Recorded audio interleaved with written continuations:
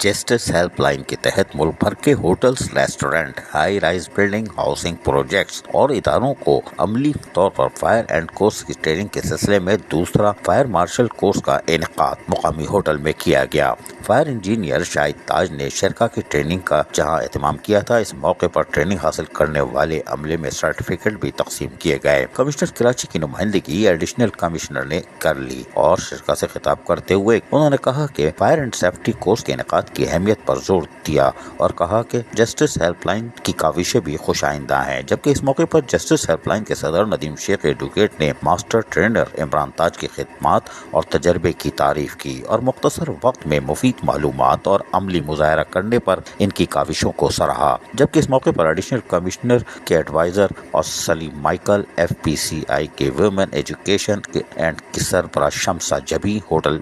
مہران کے general manager محمد یاسر، سید ذوالفقار شاہ، سجن union کے صدر اور دیگر نے بھی اس موقع پر خطابات کیے۔ یہ ایک یقینی طور پر جسٹس ہیلپ لائن کی کراچی کے لیے خدمات کا ایک اور اعتراف ہے۔ عزیز عارف، KBS بلدیاتی نیوز، کراچی۔ ایسی ہی خوبصورت ویڈیوز فیوچر میں حاصل کرنے کے لیے ریڈ بٹن پر کلک کر کے اور بیل آئیکن کو پریس کر کے ہم سب کے سبسکرائبر بننا مت بھولیے۔